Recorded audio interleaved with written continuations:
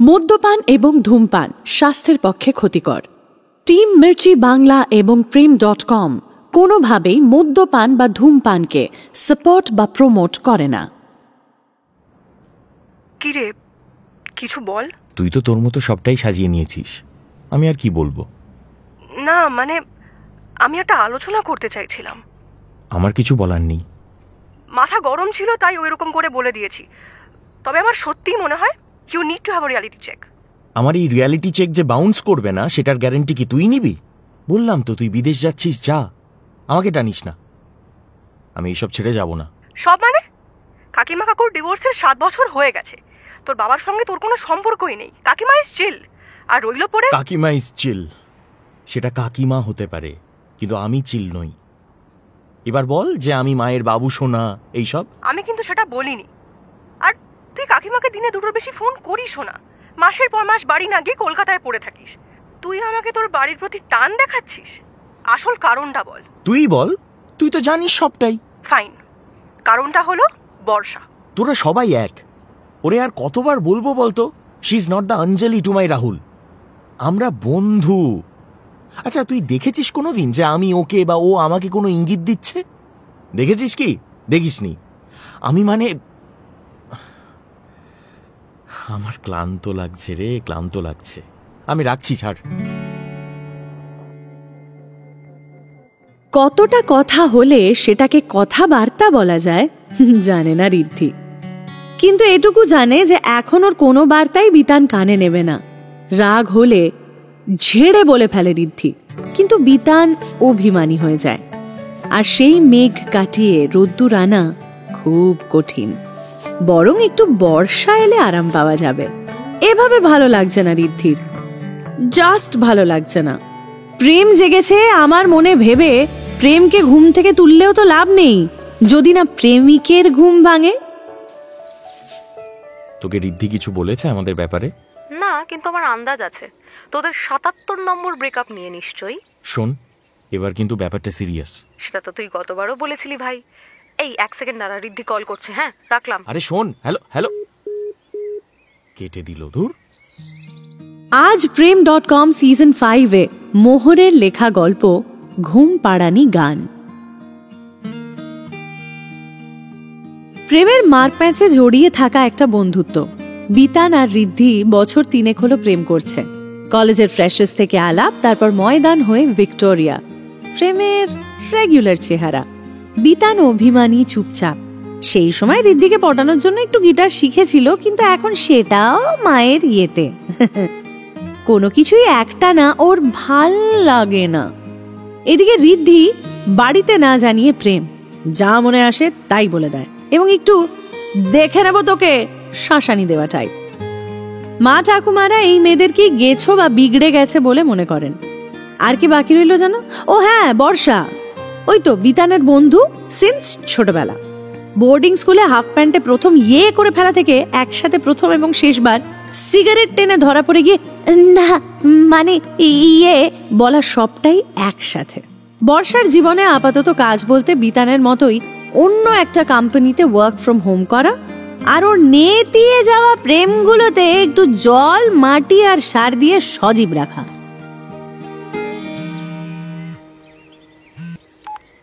ভাই ভাই, আমি কি মিটিং জয়েন করব নাকি তোর ফোন ধরবো? একটু বলবি আমাকে? দেখ ভাই, বলছি যে না না না, আমি কিচ্ছু দেখবো না। আমার চোখে ছানি পড়েছে, বেশি দেখা বারণ। এবার বল। বলছি ঋদ্ধি একটু আগে ফোন করেছিল, আর এটাই বললো যে it's not him, it's me. আমি ওকে ঠিক বুঝতে পারছি না। বর্ষা, তুমি একটা কিছু করো, আমরা একটু দেখা করি একসাথে। ভাই, এগুলো না মোনালিসার বেলাতেও হয়েছিল, আর রেশমির সময়তেও একই জিনিস। আমি আর পারছি না এই এই নাটকটা নিতে। না, আমি একদম আর পাচ্ছি না। পারছো না যখন, তাহলে দেখো না নাটকটা। আরে বাবা, উফ, ঋদ্ধি যে লাইনে আছে সেটা বলবে তো বর্ষা। এবার শুরু হবে। তুমি এরকম, আমি জানতাম না বিতান। উফ, এই মেয়েটা না ভাল লাগে না। বিতান, আমি না তোকে বলতে যাচ্ছিলাম যে ঋদ্ধি লাইনে আছে, কথা বলতে চায়, কিন্তু তুই টেক অফ করে গেছে। বিতান, আমি না একটু অবাক হইনি, বিশ্বাস করো। তুমি তো এটাই করো, প্রত্যেকবার ঝামেলা হয় আমাদের মধ্যে আর তুমি বর্ষাকে ইনভলভ করো।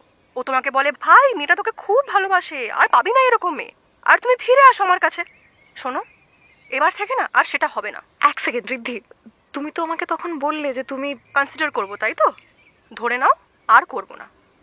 আমি বিতানের জন্য অপেক্ষা করব 10 দিন, আর এর মধ্যে আমার উত্তর চাই। আমি তো বলেছি যে আমি যাব না। বিতান তুই না একবার ভেবে নে, মানে এরকম দুম করে। এটা একটু তোমরা দেখে নাও, ঠিক আছে?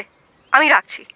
রিমেম্বার বিতান, 10 দিন। এক সেকেন্ড ঋদ্ধি, হ্যালো হ্যালো। হ্যাঁ, এবার যদি আমি হেলে যাই পড়ে যাব খাট থেকে। তুই এখনো আর কি মারছিস?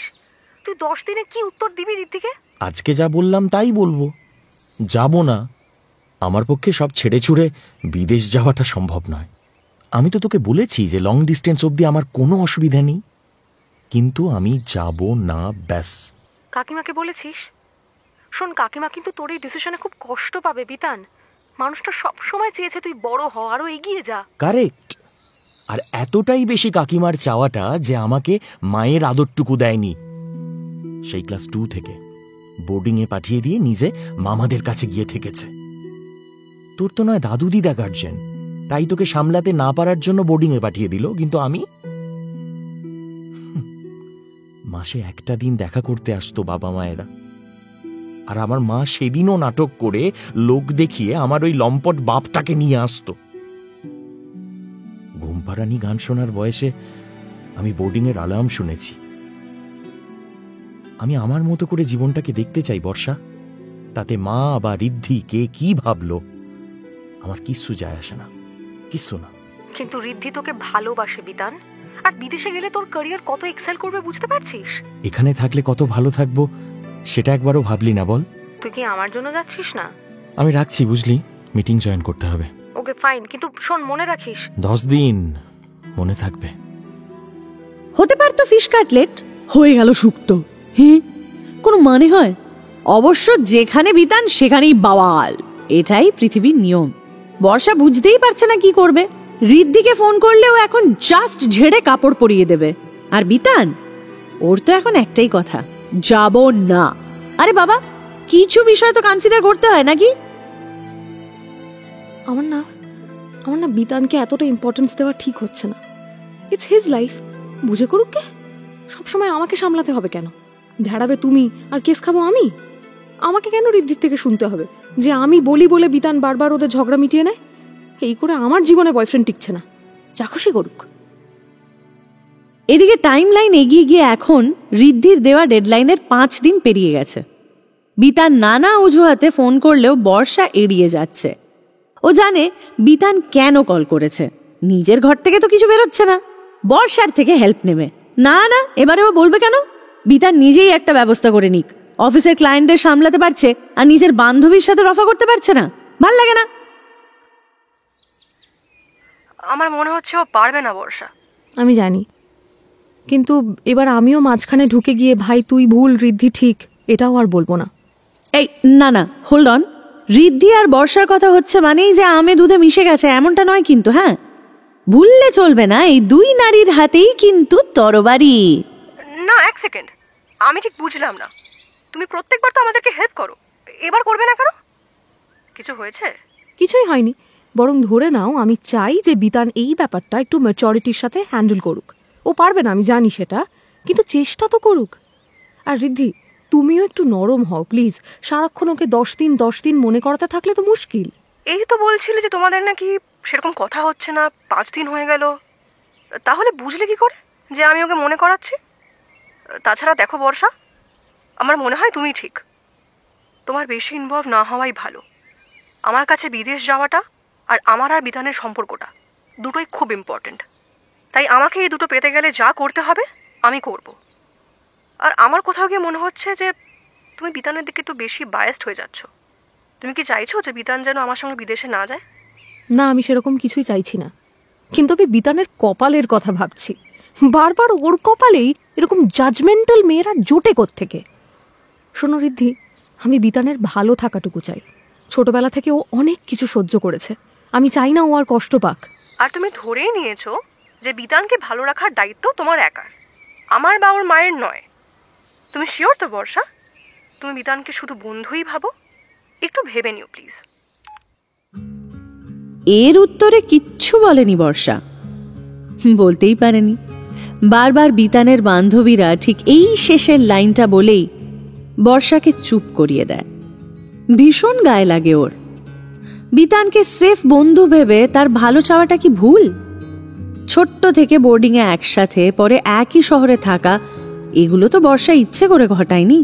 তাহলে কেন মোনালিসা, রেশমি, ঋদ্ধির মনে হবে যে সব দোষ বর্ষার? তবে এই কথাগুলো বর্ষা কোনোদিন বিতানের বান্ধবীদের বলতে পারবে না, কারণ ছোট থেকেই দিদা দাদু বোর্ডিংয়ে পাঠানোর সময় বলেছিলেন ওকে ভালো মেয়ে হতে হবে, পড়াশোনায় বেস্ট হতে হবে, চুপ করে কথা শুনতে হবে, তাহলেই ওকে সবাই ভালোবাসবে। ছোটবেলায় দুষ্টু ছিল বলেই তো বাবা মা অ্যাক্সিডেন্টে চলে যাওয়ার পরে আর জেঠু ঠাম্মারা কেউ এলো না। তাই ওকে ভালো হতেই হবে।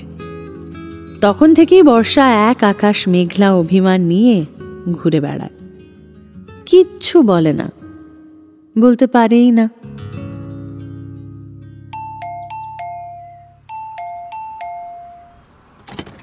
কি রে, আরে দরজা খুলতে এতক্ষণ সময় লাগে নাকি?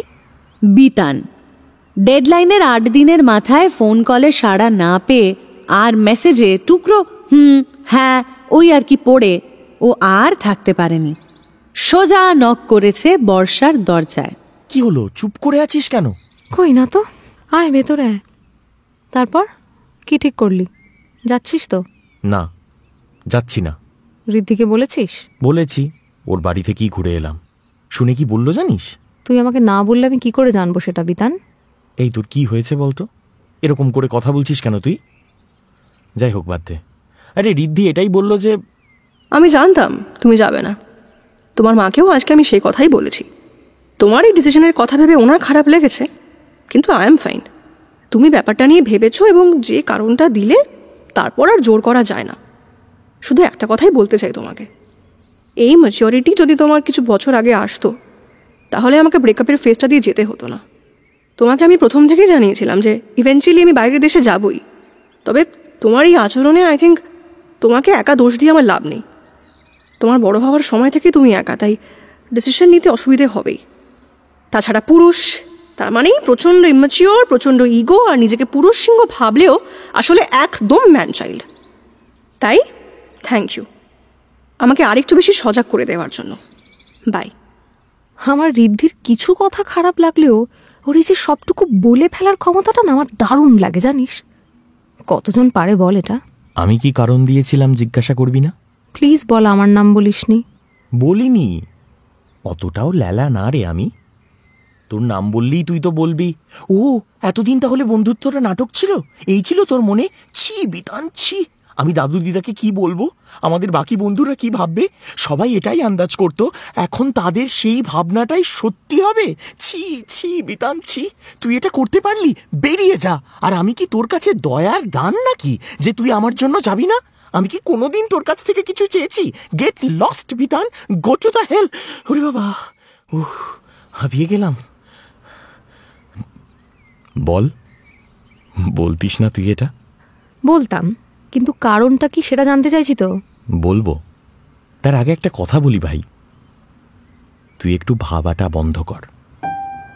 কে কি ভাবছে সেটা নিয়ে আমাদের কোনোদিনই কিছু যায় আসেনি।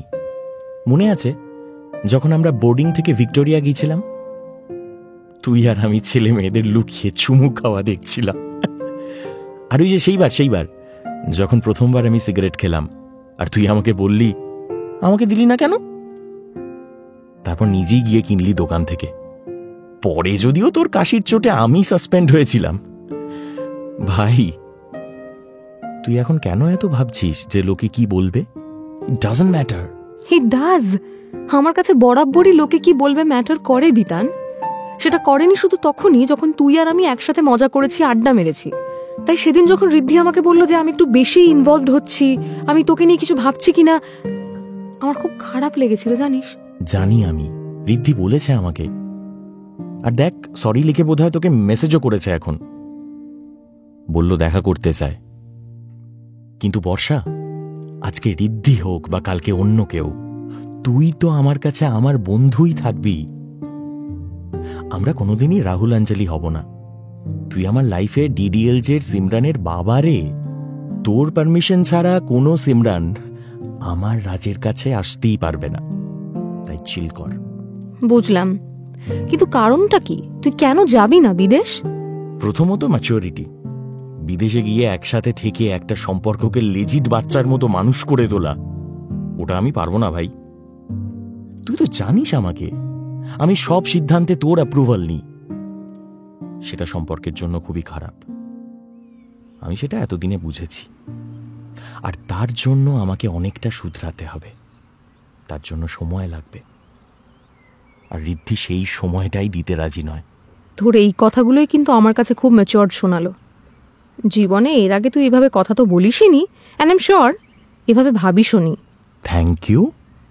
তবে আর একটা কারণও আছে জানিস তো, আর সেটা হলো কলকাতা। মানে? দেখ, কলেজে পড়ার সময় থেকে আমি এখানে, তুই তো এলি চাকরিটা পেয়ে। আর আমি যখন এসেছি তখন সবে মার বাবার ডিভোর্সটা হয়েছে। ছোটবেলা থেকেই মা বাবাকে নিয়ে এত চাপ, এত কথা শোনাতো না ওই বোর্ডিংয়ে সবাই, তুই জানিস। আমি ভেবেছিলাম কলকাতায় এসে ফাইনালি একটু চিল করব, কিন্তু সে আর হলো কোথায়। রাতে ঘুম আসছে না, এত ট্রাফিক, এত আওয়াজ, মানে রাত 2টোর সময়ও বাইক, লরি, গাড়ি। এদিকে আমাদের পাহাড়ি বোর্ডিংয়ে এসব ছিল না। জানিস তখন কি সুন্দর ঘুম এসে যেত। না, সেখানেও তোর ঘুম আসতো না। সেখানে তোর একটা হেডফোন ছিল, আর তুই কি একটা নাকি শুনতিস রোজ। আমাকে তমাল বলেছিল। আর প্লিজ, তোর এত বছরের রুমমেট নিশ্চয়ই বানিয়ে বলবে না? সে বলবে না, সে বলেও নি। কিন্তু ওই ফোন রেকর্ডার, তার আগে তো ওয়াকম্যান ক্যাসেট, সেখানে কি থাকতো জানিস? কি? ঘুমপাড়ানি গান। মানে বুঝলাম না।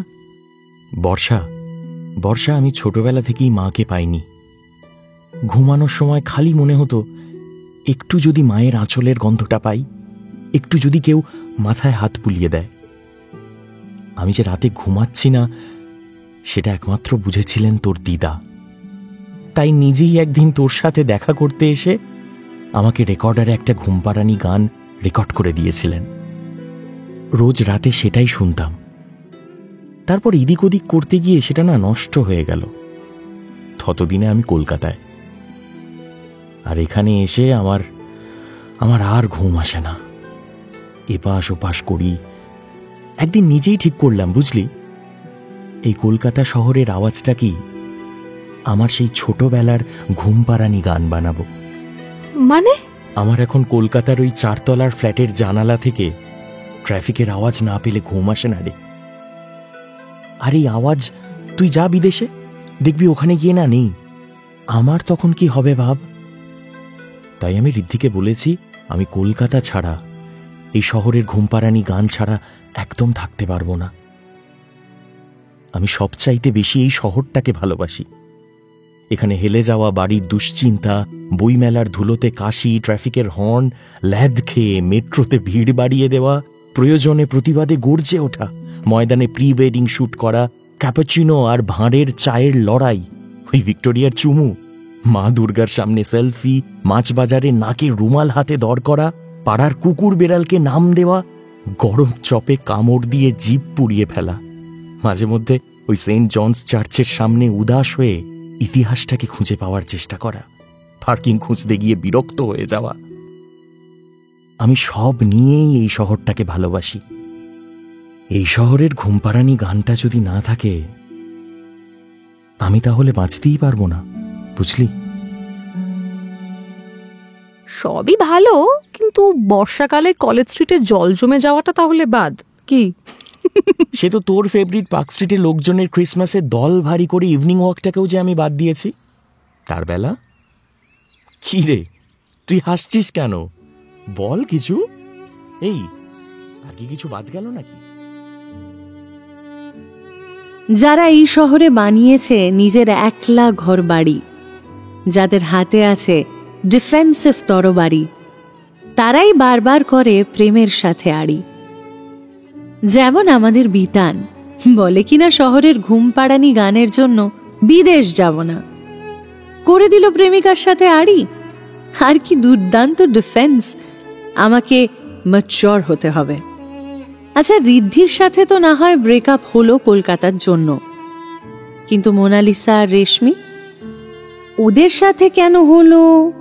এই তাহলে কি বর্ষার জন্য? থাক থাক বাবা, নায়ককে বেশি খুঁচিয়ে লাভ নেই।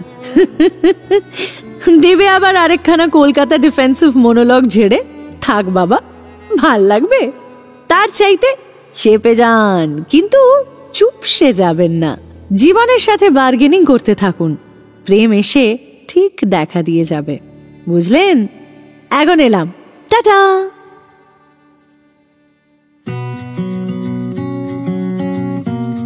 আপনি শুনলেন প্রেম.com সিজন 5 সেলিব্রেটিং লাভ সিজনে মোহরের লেখা গল্প ঘুম পাড়ানি গান।